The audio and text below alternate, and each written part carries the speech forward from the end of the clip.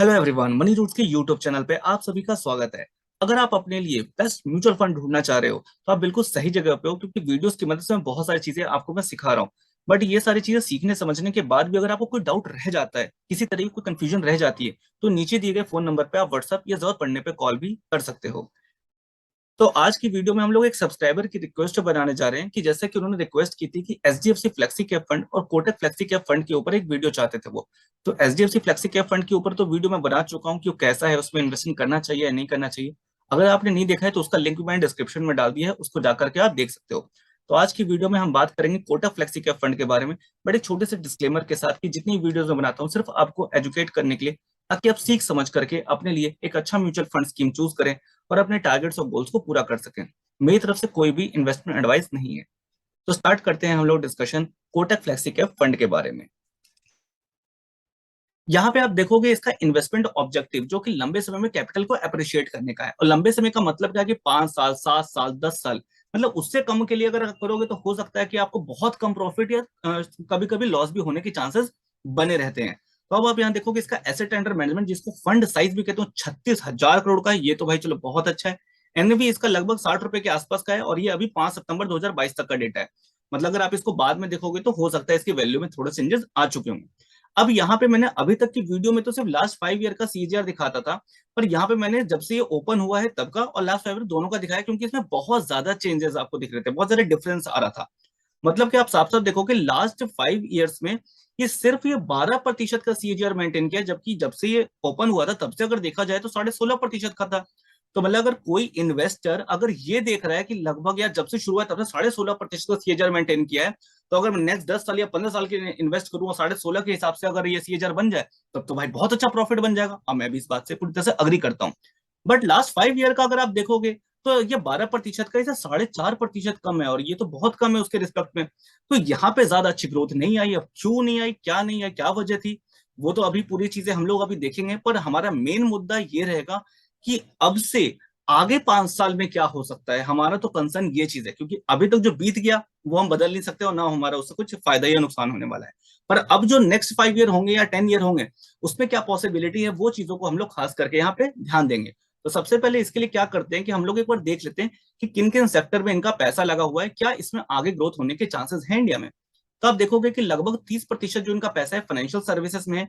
IT में सिर्फ 10% है, कैपिटल गुड्स में 8.79% है, ऑयल गैस कंज्यूमर फ्यूल्स में 8.66%, कंस्ट्रक्शन मटेरियल्स में 7.84% है, केमिकल्स में 6.64% है। ऐसी ये सारी चीजें आपको दिख रही है। तो आपको क्या लग रहा है कि इसमें कितना आगे ग्रोथ हो सकता है? अगर पर्सनली मुझसे अगर कोई पूछेगा तो मैं पर्सनली चाहता था कि ऑटो और ऑटोमोबाइल में अगर थोड़ा सा ज्यादा होता, केमिकल का मुझे ठीक लग रहा है थोड़ा ज्यादा होता तो और अच्छा होता, इवन आईटी में भी थोड़ा ज्यादा, क्योंकि फाइनेंशियल सर्विसेज में सिर्फ 30% है। क्योंकि ये लार्ज कैप कंपनीज नहीं है ये। अब हालांकि फंड मैनेजर पे ही डिपेंड करता है कि उनको क्या लग रहा है, पर इन द एंड पैसा तो हमारा लगता है ना। हमें देखना है कि हम किस फंड मैनेजर के साथ जाना चाहते हैं, किस एएमसी के साथ जाना चाहते हैं, क्योंकि हमारा मेहनत का पैसा है। तो मेरे परसेप्शन में देखा जाए तो अगर ये 30 की जगह लगभग यहाँ 25 होता, और थोड़ा सा इंफॉर्मेशन टेक्नोलॉजी, केमिकल और ऑटोमोबाइल में अगर थोड़ा सा बढ़ जाता तो ज्यादा बेटर होता। पर ये भी कोई बुरा नहीं लग रहा है। अगर इसमें भी अगर आपका फाइनेंशियल सर्विसेज में अगर जैसे बैंक्स हो गया, लोन प्रोवाइडर वाली कंपनी हो गई, इस तरह की चीजें रहती है, तो इसमें अच्छा प्रॉफिट आ सकता है। क्योंकि जैसे जैसे हमारी इंडिया की इकोनॉमी बढ़ेगी, एक चीज को समझना, अगर मिडिल क्लास वाले संख्या बढ़ने लगेगी लोअर क्लास से, तो ज्यादातर लोग ईएमआई पे चीजें ज्यादा खरीदना पसंद करेंगे। तो ऐसे टाइम पे फाइनेंशियल सर्विसेज का बहुत ज्यादा प्रॉफिट आता है। तो अगर वो सोच करके अगर इस जो फंड मैनेजर है इन्होंने इसमें ज्यादा पैसा डाल रखा है, तो हो सकता है कि ये सोच हो तो इसमें ज्यादा प्रॉफिट आपका बन सकता है। तो मैंने गुड साइड तो बता दिया, पर एक बैड साइड भी बता देता हूँ कि अगर इस सेक्टर में ग्रोथ ज्यादा अच्छी नहीं आई आने वाले नेक्स्ट 5 ईयर्स में, 6 ईयर्स में, हाँ ये नहीं बोल रहा हूँ कि आएगी नहीं, कभी ना कभी तो आएगी, पर रिसेंट की बात कर रहा हूँ, नेक्स्ट 3 4 5 ईयर में नहीं आई, तो हो सकता है कि आपके इसमें बहुत ज्यादा प्रॉफिट नहीं बन पाएगा, क्योंकि लगभग 30% पैसा तो इसी में डला हुआ है। तो बस ये चीजें हैं जो आपको ध्यान रखनी है। तो आपको रिस्क एंड रिवॉर्ड दोनों ही पता होने चाहिए। तो इसकी थोड़ी सी क्लैरिटी के लिए एक बार देख लेते हैं कि इनकी जो टॉप 10 होल्डिंग्स है, मतलब किन किन कंपनीज में इन्होंने पैसा डाला हुआ है, वो एक बार देख लेते हैं। तो आईसीआईसीआई बैंक, आई थिंक ये सारी वेल नोन कंपनी होंगी जिनको आप जानते होंगे। 9.65% आईसीआईसीआई बैंक में है, ये इन्फोसिस है, रिलायंस है, SRF, HDFC bank, UltraTech cement, LNT, TCS, State Bank of India, HDFC, ये सारी कंपनियों के आई थिंक आप नाम जानते होंगे। तो मतलब अगर इनमें ग्रोथ होगी तो जाहिर सी बात है कि अपना पैसा तो बनने वाला है। तो अब हम इनके फंड मैनेजर को देख लेते हैं कि उन्हें कितना एक्सपीरियंस है, और हमने अगर इसमें इन्वेस्ट किया होता तो कितना रिटर्न आता और आगे क्या चांसेस है। तो मिस्टर हर्ष उपाध्याय जी इस फंड को मैनेज कर रहे हैं, जिन्हें लगभग 25 सालों का एक्सपीरियंस है इस इंडस्ट्री का, और 4 अगस्त 2012 से इसे मैनेज कर रहे हैं, मतलब लगभग इन्हें 10 साल से ऊपर हो गया है।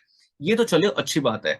पर एक बार देखते हैं कि भाई रिटर्न कितना आता अगर हमने इसमें इन्वेस्ट किया होता। तो आप देखोगे कि अगर आपने वन टाइम इन्वेस्टमेंट की होती आज से 3 साल पहले 1 लाख रुपए, तो वो 1 लाख रुपए बढ़ करके 3 साल में आपके 1,65,000 रुपए हो गए थे। और अगर आपने 5 साल पहले 1 लाख रुपए इन्वेस्ट किया होता तो आपके सिर्फ 2.25 लाख रहते। तो रिटर्न के मामले में तो मैं अभी तक बिल्कुल भी सेटिस्फाइड नहीं हूं। जैसा कि मैंने आपको पहले भी कहा कि लास्ट 5 ईयर में उतना ज्यादा बेटर परफॉर्मेंस नहीं रही है कि जितना अगर इस फंड का ओवरऑल परफॉर्मेंस देखेंगे जब से शुरू हुआ है उसके हिसाब से देखा जाए तो एक बार देख लेते हैं कि इसके चार्ट का क्या है, कि भाई कैसा अपने बेंचमार्क के रिस्पेक्ट में इसने किस तरीके से परफॉर्म किया है। तो आप यहाँ पे देखोगे ये जो चार्ट है मैंने आपकी क्लैरिटी के लिए लिया है, ये मनी कंट्रोल्स की हेल्प से, कि आप देखोगे कि जो नीला वाला है वो इस फंड को शो कर रहा है, और ये जो ऑरेंज कलर का है ये निफ्टी 500 को शो कर रहा है, जिसको बेंचमार्क समझ सकते हो। तो इवन बेंचमार्क का आप देखोगे लास्ट 5 ईयर का तो 13.13% है, जबकि इस स्कीम का लगभग से 12% है। मतलब अपने बेंचमार्क के रिस्पेक्ट में भी ज्यादा अच्छा इसने परफॉर्म नहीं किया है। तो आप यहाँ देखोगे इवन जो ये ब्लू लाइन है 80% तक टाइम आप देखोगे तो येलो वाले से नीचे ही है, जबकि मेरी आप बहुत सारी वीडियोस जो अभी मैंने रिसेंट में बनाई है वो उसमें आप देखोगे तो ये जो ब्लू वाली लाइन होती है ये येलो इसके रिस्पेक्ट पे बहुत ऊपर चली गई है, मतलब बहुत ज्यादा आउट परफॉर्म करा है। बट इस फंड ने उतना अच्छा लास्ट 5 ईयर में नहीं किया है अभी तक। तो मैं इस पे वीडियो क्यों बना रहा हूँ, वो सिर्फ इसलिए क्योंकि एक सब्सक्राइबर ने मेरे कमेंट में डाल करके रिक्वेस्ट की थी कि इस पे वीडियो बनाओ कि फंड कैसा है, क्योंकि अगर बहुत सारे लोग हैं जिन्होंने इसमें पैसा लगाया है या लगाने का सोच रहे हैं तो उनको पता चले कि क्या इसमें कितना प्रॉफिट आने की उम्मीद है, या इस पे रहना चाहिए या निकल जाना चाहिए। तो बस कंक्लूजन में पहुंचने से पहले एक बार हम इसका एसआईपी रिटर्न भी देख लेते हैं कि अगर हमने 5,000 रुपए भी पर मंथ इन्वेस्ट किया होता 3 साल पहले से करना शुरू किया होता तो लगभग ये 1,80,000 बढ़ करके 2,37,000 हो गए होते। और 5 साल पहले से शुरू किया होता 5,000 रुपए डालना तो लगभग हमारे यहाँ पे 4.5 लाख के आसपास बन गया होता। तो मैं एसआईपी के रिस्पेक्ट में अगर बोलूं तो एसआईपी के रिस्पेक्ट में रिटर्न बुरे नहीं है, ठीक है। अगर कोई ऐसा इन्वेस्टर था जो कि 12-13% को हाँ वो ठीक लगता है उसको तो अच्छा था, मतलब बुरा नहीं है अगेन।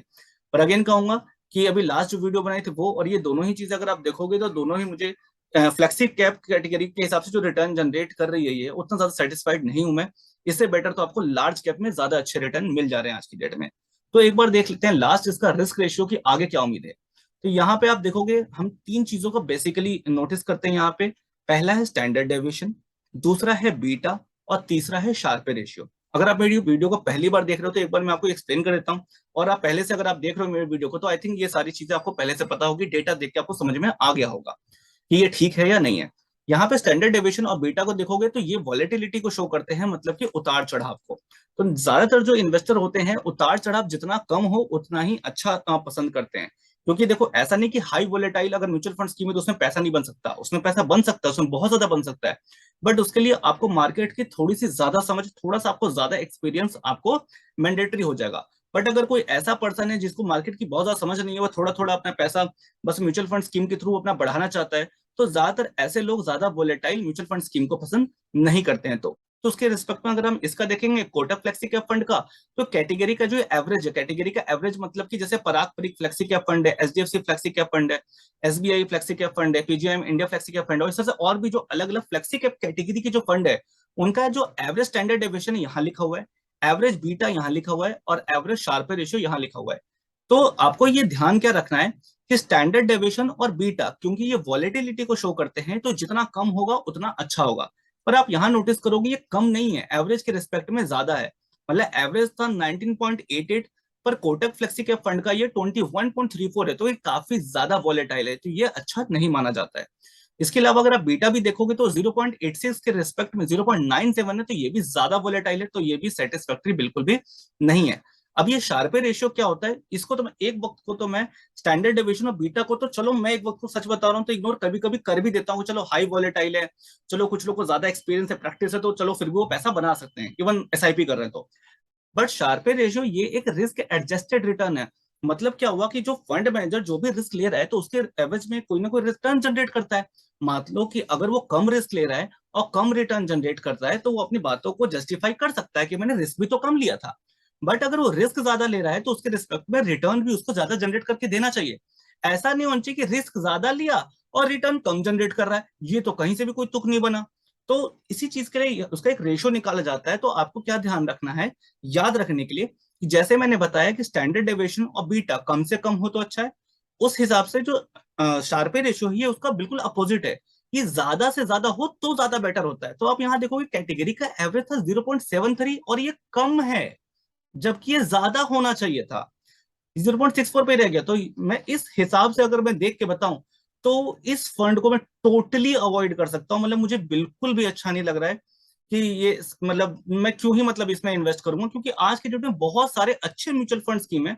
देखो मैं ये नहीं कह रहा हूँ कि कोटक के कोई म्यूचुअल फंड स्कीम बुरे होते हैं, बट ये वाला जो फ्लेक्सी कैप कैटेगरी का ये मुझे ज्यादा अट्रैक्टिव नहीं लगा है। अगर आप कोटक पे अगर एक होता है ना जुड़ाव होता है कि नहीं मैं कोटक के साथ ही जाना चाहता हूँ, तो कोटक के आप अलग किसी और म्यूचुअल फंड उसको देख लो, अलग कैटेगरी के, उसमें आप डाल दो पैसा। जैसे कोई लार्ज कैप का अगर आपको अच्छा लग जाए या स्मॉल कैप का मे भी इसका अच्छा हो, मैंने अभी तो देखा नहीं है, पर अगर आपको मिलता है तो कोई उस पर डाल देना, वरना अगर मुझे मिलेगा तो मैं उस पर वीडियो बना दूंगा। तो आपको इस चीज का हमेशा ध्यान रखना है, क्योंकि आपकी मेहनत का पैसा है, यहाँ इमोशंस में मत बहना।